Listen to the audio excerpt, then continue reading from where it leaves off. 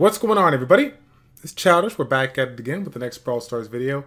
Today we're going to be taking a break of the live gameplay and just putting some gameplay in the background while we talk about one of the cool things that I think is really going to be unique once the game goes live and once we get a lot more people with regards to the player field. So, and that's going to be the aspect of Brawl Stars, coaching, right? Or coaching. So, when I think about this particular game, right, 3v3 MOBA, really based on skill, but there's obviously a lot of different mechanics that one could, come to learn or come to understand.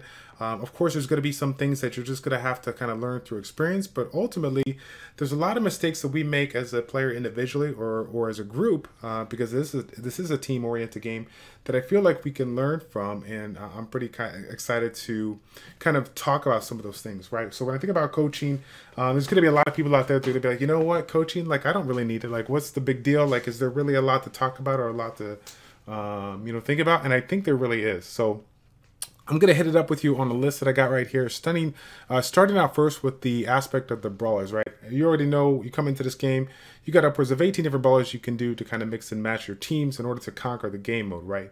And we already understand the value of the uniqueness of the game and what the brawlers can bring to the table, but truly, even though you have some that are favorites and not favorites, understanding each brawler's strength and weakness makes you just that much more of a better player when it comes to skills, the reload times and whatnot. All of those come into play when you are creating your composition in order to take a stage down, okay? Next topic that I think is really important, that I think that if it goes live and people get into the Brawl Stars coaching, what are some of the other things that they could talk about is the movement mechanic, right? The mechanic of the thing, right? When you first start out, you got tap to move or you got the joystick, right? You can choose to tap around and use like a secondary finger or whatnot to kind of swipe on the fly, or if you want to run with that joystick setup using two fingers simultaneously, and using the joystick to kind of move around and take the shots where you want to and tap it. So you got a way of using like a tap to move function that's going to be a little bit more control on the movement side, but maybe not so much more on the accuracy side, versus the accuracy aspect of the joystick, while the maneuvering is a little bit more harder to control. Of course, for my personal taste, I actually started out with a tap to move, thinking that was going to be the best way for me, but I switched over to a joystick and found really good success overall with regards to just my amount of matches that I was winning overall, because at the end of the day, certain different game modes really come down to landing your shots, and having that a little bit more, sense of accuracy is pretty cool. But that's just like one aspect, right? When it comes to moving, we got the aspect of like strafing, dodging, juking, whatever you want to call it, right?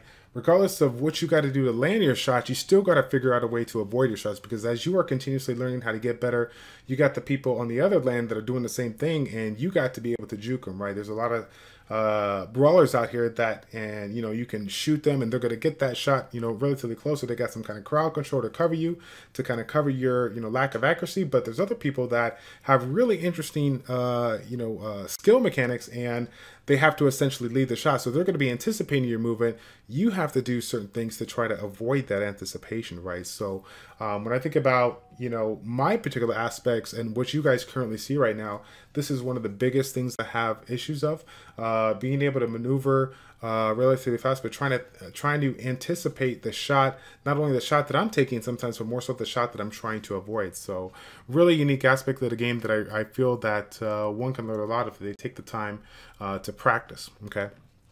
Next topic that I got for you is going to be like team synergy or team strategy, right? So making sure that the brawlers that you're using at hand work well with one another.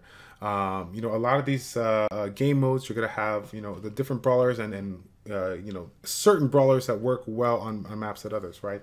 Ultimately, we all have this kind of thought process of, hey, there's certain brawlers that I want to work on, that I want to play or I like, but if you don't think about the synergy at hand, you might be putting yourself at a little bit of a disadvantage. So, what can come out of that? Hopefully taking the time to practice not just the brawlers that you love to use, but the ones you need to use, so that you can become a more well-rounded player and do well with multiple people, right? Because at the end of the day, even though we have the opportunity to play with our bandmates or whatnot, we're going to catch ourselves in a situation where we're not going to have the best setup every now and again. Maybe you get started out and you don't even have a band already, so you're going to have to do what you can do to practice your stuff, individually, before you have an opportunity to work with other players that are passionate as you are about improving, working on that aspect so that you guys can get better, right?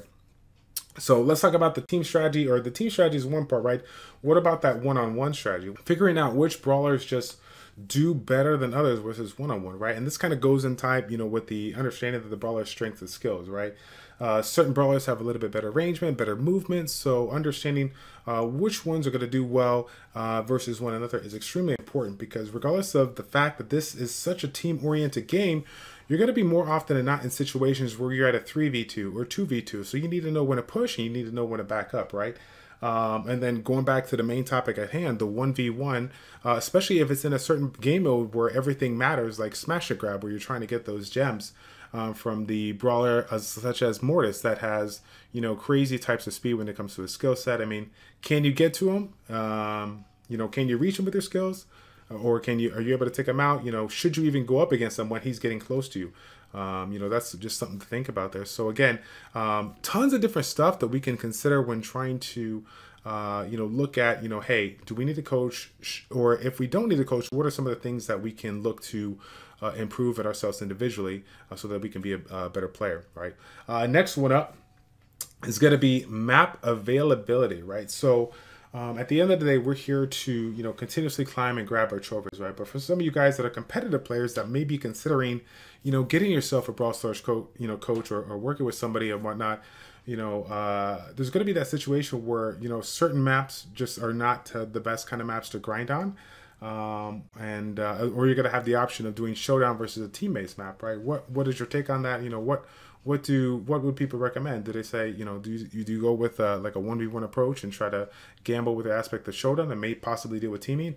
Or do you take the time to work with your bandmates on a particular map that is available that is essentially a little bit easier to grind, a little bit more goal-oriented versus time-oriented, so that you can continuously clear those stages, right? So what I think about all the opportunities that are available right now, right? One of the big ones was Heist that people start out with, and I think people still use it quite a bit. But me personally, I'm a big fan of Brawl Ball. That one there, I feel like you can almost grind the fastest on it. Essentially, all you need is 2 scores, and depending on your composition, right? We've seen a lot of people. You've seen a lot of videos out there talking about different combinations that you can use, and one of which being with Mortis. Mortis, a unit that can definitely really speed up the gameplay as far as what you do in clearing that particular stage. So you can literally, I've seen people clear clear Brawl Ball stages in upwards of like 10 to 15 seconds, which is nuts, right? You don't even think that's possible. It takes almost like 5 to 10 seconds to even load the screen, but depending on how good the player is, one can get carried pretty good and can move pretty quick in that. So pretty interesting stuff.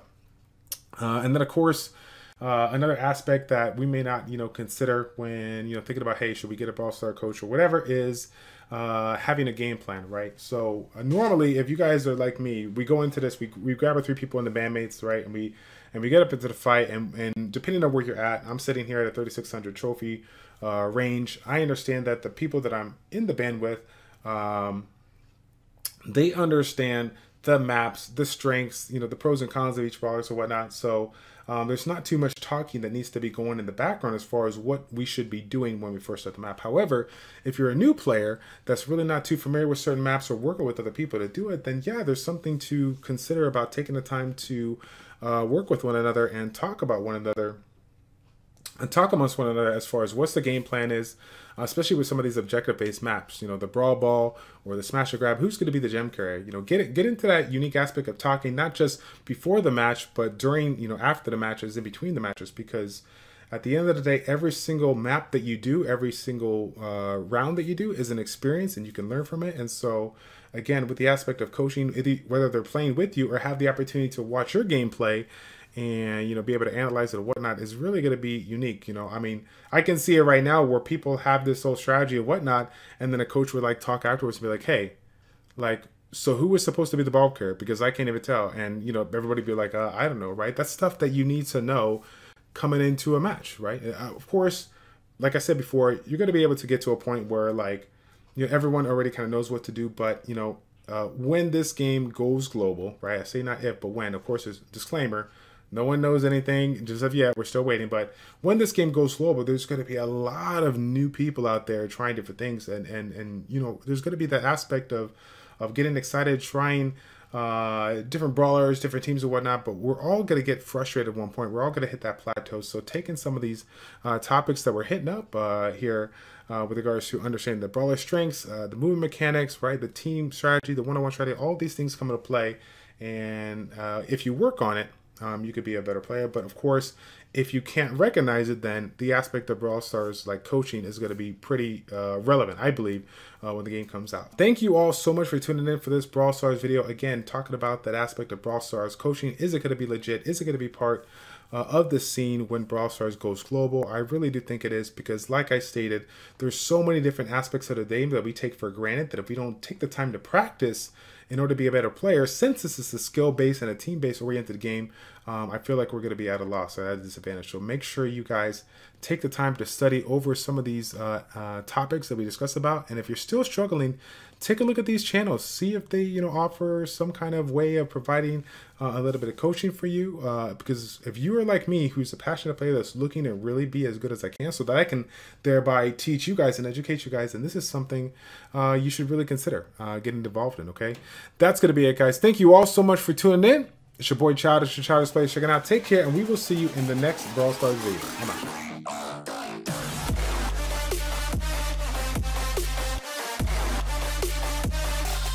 Check this out.